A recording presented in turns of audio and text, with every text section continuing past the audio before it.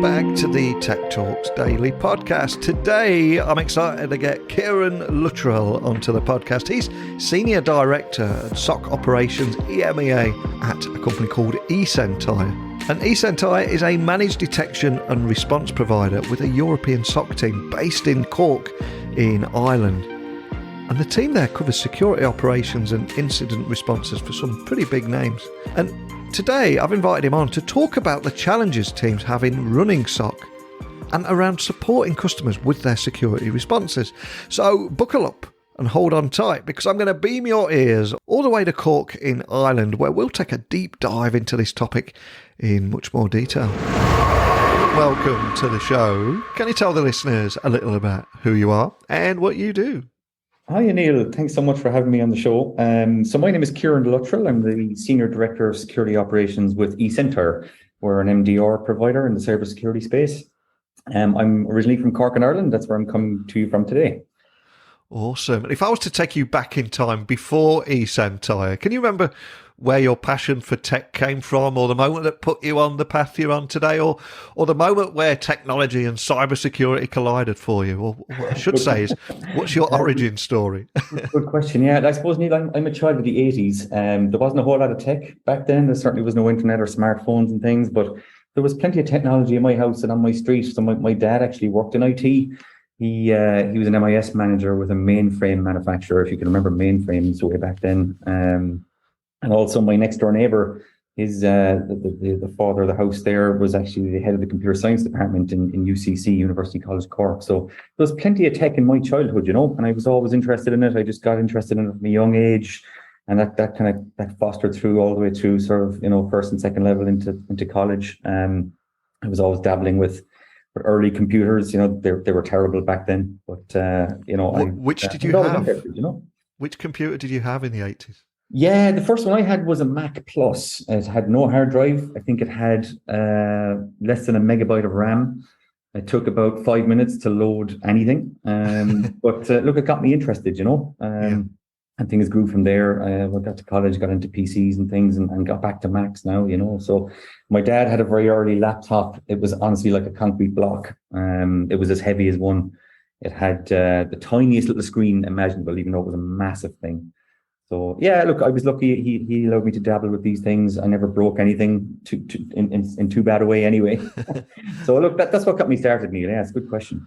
Oh, I love it. And it's funny because as a child in the 80s myself, everyone always used to say, stay away from video games and computers, they're bad for you. But after 2,100 interviews on here, I would say most people, or the vast majority of guests, always reference the Commodore 64. I'm not even thinking of it, as you mentioned it. Yeah, press play on the tape. Yes. It's World Games, Paperboy, a few of those games. Oh, man. Yeah. That was my older brothers. They laid claim to the Commodore 64. I barely got a look at it. So the Mac Plus was the first computer I could call my own, Brilliant. And of course, it was that path, those formative years in computing, that would eventually lead you to eSentire, which is a managed detection and response provider. But can you tell me a little bit more about the story behind the company and the kind of problems you solve with technology? Absolutely, yeah. So look, we've been in business since 2001. Started as a kind of a niche security services company, kind of looking after hedge funds and other financial services clients with a service that our founder called Micro Incident Response. So basically doing proactive monitoring on a 24/7 basis of their network infrastructure and feeding that data into a security operations center. So look, the company's evolved significantly over the years, but I suppose we've remained true to our core principle, which is that MDR service that we offer. So we have our own platform called Atlas. So it's an extended detection response platform. We essentially ingest signals now from a range of different sources. So the network endpoints, such as your laptops and servers, log files, some of your network infrastructure, and also cloud-based technologies as well. And we basically take all that data into the platform, and various technologies like machine learning and things are applied at that layer. And what results then is an investigation for a security analyst to perform. And they've got a variety of tools that they use to determine if a signal in an investigation is suspicious or malicious, or if it's a benign or false positive signal. And then they've got the ability to very quickly respond as well. So not only will we alert clients about what we're seeing, but we can shut things down. So we can block network traffic, we can isolate hosts and take them off the network so that things can't spread. And we're very much, I think, the category creator for MDR. We consider ourselves to be the authority in managed detection response. We worked with Gartner many years ago to define this category. As I said, we've been doing it for over 20 years before MDR existed as a term. We used to call it micro-incident response and then active threat protection, and now MDR and XDR. So that's essentially what we're doing. We're providing that service not only now to smaller hedge fund type clients, but to clients across all verticals globally, over 80 countries. I think over 1,500 clients. So it's a booming sector, and we're right at the heart of it. And you were saying that from the very beginning, you had that Mac Plus computer in the 80s, and then your mission began in 2001 to hunt, investigate, and stop cyber threats before they became business disrupting events. But if you look back at your journey you've been on here, I'm curious, have you seen the threat landscape evolve in that time? Yeah, look, absolutely. I've been with eSentire myself since 2015, so about 7.5 years. And I suppose in the early days, like we were doing predominantly network intrusion detection, and we would have seen things like unencrypted network traffic and exploit kits, spamming, and clickjack fraud, brute force attempts, kind of less sophisticated stuff, I suppose, hit and hope type things. If you fast forward over the years to where we are now, you're seeing much more sophisticated and impactful ransomware campaigns. You're seeing, coin mining activity. The threat actors have definitely become more sophisticated. And I think as well, like we're seeing a lot more sort of 0 days being disclosed now from, major vendors. Last week we saw 2 more from related to Microsoft Exchange.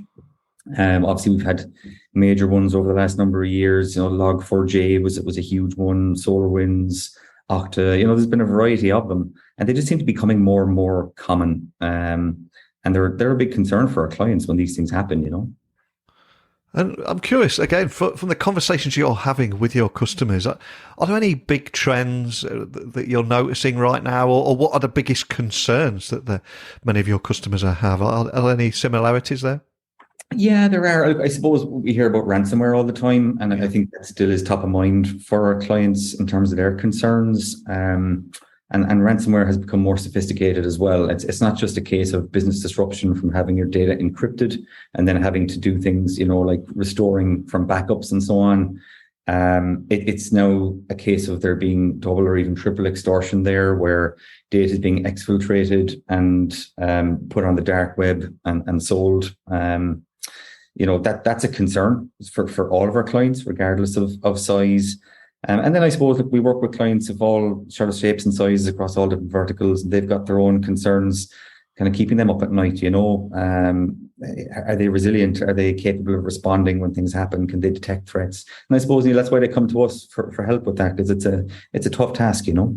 It really is. And is there any examples you can share about how you're helping them overcome those challenges, maybe turn them into opportunities, or ultimately just help people listening understand what makes you a little bit different from other solutions out there? Because it is such a crowded market, isn't it?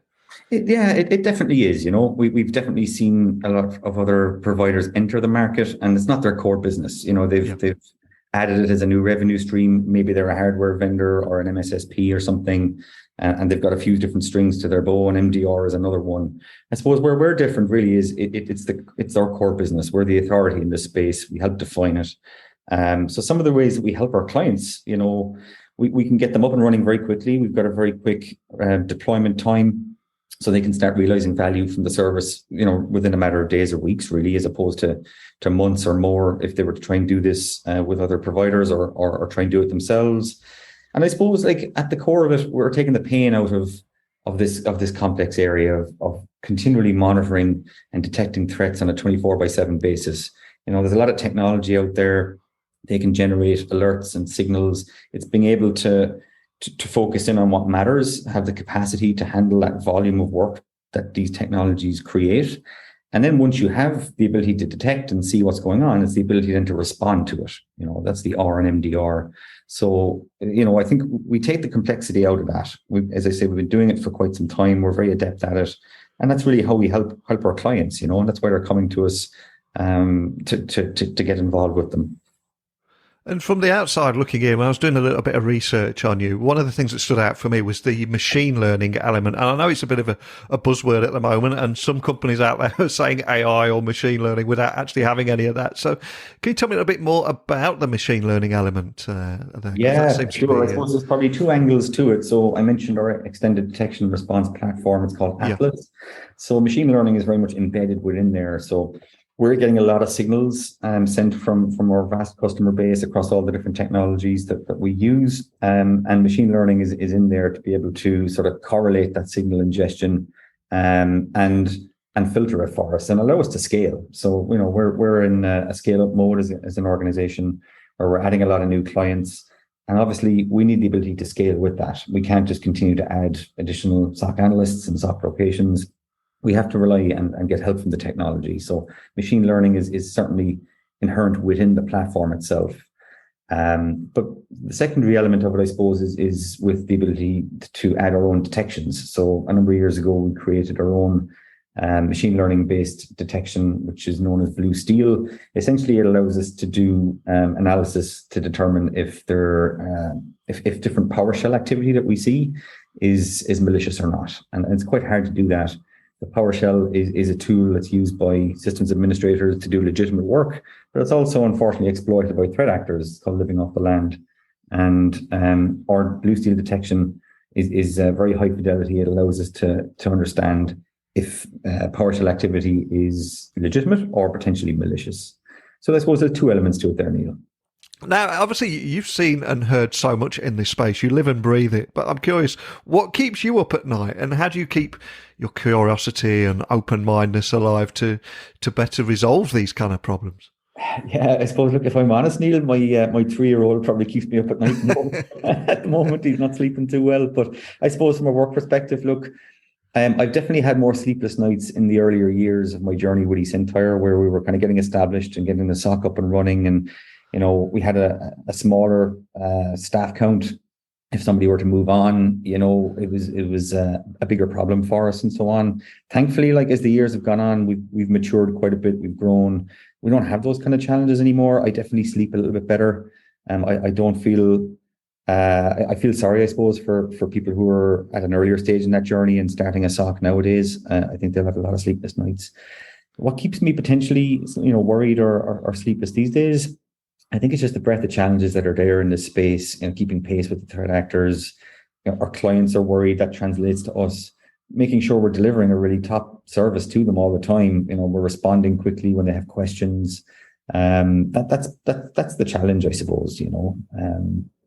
And I suppose, look, in terms of keeping curiosity and open-mindedness alive, I've got a young family, 3 boys. They're curious, so kind of doing things with them, lets me see things in a new light, and just trying different things, Neil. I suppose, during lockdown, I suppose I started embracing my DIY skills a bit more and building things at home, and built a little veg garden and started growing some veg and things like that.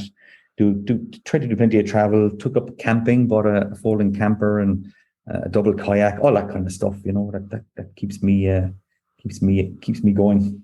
Oh, incredibly cool. Man, I'm envious. You've got your Bear Grylls game on. If a zombie apocalypse comes, I'm coming to you to help me live off the land, I tell you. But if you look back at your career, every day is a school day, and I'm sure you've got a long list of things here. But what would you say the biggest lessons is that you've learned from your career in tech? Yeah, I think you need to keep your skills fresh. I think you need to keep learning new things. I mentioned it earlier on, that my father was in IT. And as he was in the later stages of his career, the company he was working for sort of downsized and ultimately kind of went out of business. I suppose he found himself redundant at a later stage in his career, which was challenging, and he was probably pigeonholed a little bit in terms of what he was doing. The skills maybe weren't as transferable as they could have been. He picked up some contracting work and so on. He kept going, but that was a challenge. So I'm kind of conscious of that. I think that IT and tech, it tends to be a younger person's sort of game. And as you progress in your career, you mature. I think you need to keep pace with that. You need to keep on top of all the new trends in technology. You need to keep taking new courses and maybe certifications. And I think maybe just be a bit wary of becoming a real subject matter expert in a very niche space where you maybe don't have that broader expertise anymore, because if that changes and technology changes quickly, you could quickly find yourself with very deep knowledge of something that isn't maybe so important anymore. So I think that's the most important lesson I'd have, and I'd maybe pass on. Brilliant, love that. And as for yourself and eSentire, what's next there? Is there anything you can share about the road ahead and what your big focus is right now? Yeah, look, for sure. So like earlier this year in February, we did a funding raise of 325 million. There was a few milestones there, I suppose. We surpassed the 100 million in annual recurring revenue. We surpassed the 1 billion in valuation at the time. And I suppose some of that funding has been allocated specifically to EMEA and international growth. So there's been, in the last 12 to 18 months, a significant investment in the go-to-market side in international. So we've opened a UK-based sales office. We've added quite a lot of people in sales and marketing. So that's definitely a big focus, and it's great for us here in Cork as well, because we're very much part of that. We've done some things already in terms of diversity, in particular neurodiverse hiring in Ireland. So we're going to build on that. We're going to be getting a certification in that area in Ireland called Investors in Diversity. So we're starting that training quite soon. We're partnered with some organizations in Ireland, so Cyber Ireland, for example, and Munster Technological University, where we run a scholarship program. And in fact, actually, next week we'll be interviewing candidates for that for this year's run. So look, it's very much scale up phase, kind of and driving on with particularly international growth. And look, we're always continuing to be active in the M&A space as well. So we're looking out for potential opportunities there to add other strings to our bow. We acquired a company more recently in the digital forensics and incident response space.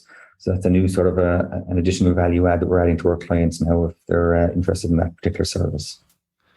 Well, I cannot thank you enough for spending a little bit of time with me today and sharing your insights. But I'm going to ask you to share one more thing before you leave us today. And that is there a book that has inspired you or that you can recommend that we can add to our Amazon wish list, or a killer song or track that helps you get your head in the zone, whatever it might be, that we can add to our Spotify playlist? Very all good. I'm going to ask is what are you going to choose and why? There's going to be no pressure. I'm definitely into music, so it's very hard, as you know, to kind of pin down a particular song. But again, taking myself back to the childhood in the 80s, I've picked out a song by Paul Simon, released in 1986, called "You Can Call Me Al." I'm sure you probably know of it. And why I picked that one, it just sort of brings me back to the childhood. It's one of the first music videos that I can remember. Like, there was no YouTube back then. I don't think we had MTV. I barely ever saw a music video. But that one kind of stuck with me. Chevy Chase was on there. They were kind of the two of them having a bit of fun and fooling around. And look, it's a good lively song. It's a great one at a wedding, get people up on the dance floor. And I think it'll be great to add to your playlist as well. So that's my song. Thanks. Oh, that's a great choice. A great album as well, was it? Graceland and Boy in the Bubble. So many great tracks. Oh, classic. Yeah, exactly. Oh, fantastic. Well, if anyone wants to find out more information about eSentire, the topics we discussed, how you can help, etc., what's the best starting point for everything? Yeah, look, go onto our website, obviously, www.esentire.com. Our threat research unit group produce blogs, podcasts and things on a fairly regular basis, and they're definitely worth a look. The threat research unit are a group that are kind of forward-looking threat research, and they produce a lot of customer-facing material for us, and they're very active. So I would definitely recommend anybody who's sort of technically minded and in this space to check that out. Our field CTO, Tia Hopkins, has started a new podcast as well, talking about all things related to sort of MDR and security operations and things. So I would definitely recommend checking those out. We've got a good team on producing things on LinkedIn and Twitter and stuff as well. So definitely follow at eSentire. I recommend checking those out. Awesome. Well, I'll have links to all those so people can find you nice and easy. And I've loved chatting with you today about how you guys are protecting the critical data and applications of, I think, something like 1,500 plus organisations across 80 countries in 35 different industries about known and unknown cyber threats. Incredible stats straight off the bat there. But more than anything, I think it was your very personal story, starting on that Mac Plus PC back in the early 80s and where it's led you to. So thank you so much for taking the time to share that, and even leaving us with a killer track, and You Can Call Me Al. So thanks so much, Ciaran. Thanks so much, Neil. Thanks for having me on your podcast. I've got to admit, I've now got You Can Call Me Al earworm, but that's no bad thing. You can call me Betty, and Betty, when you call me, you can call me Al. I've now got some kind of musical Tourette's. So a big thank you to Ciaran for coming on the podcast today. Not only leaving me that earworm, but also, in more serious matters, discuss how he has seen the threat landscape evolving and what excites him about the road ahead. But now I want to turn the microphone over to you. What experiences have you had in this area? What are the lessons you've learned? What would you do again? What would you not do again? Please, I want you to come on here and share your stories. And if you don't want to do that, just simply send me an email, techblogwriter@outlook.com, or send me a voice message. Just connect with me on LinkedIn, Twitter, Instagram, hold down that audio button and leave me a voice message or a question that we can answer in a future episode. But that's it today. So a big thank you for listening as always. And until next time, don't be a stranger.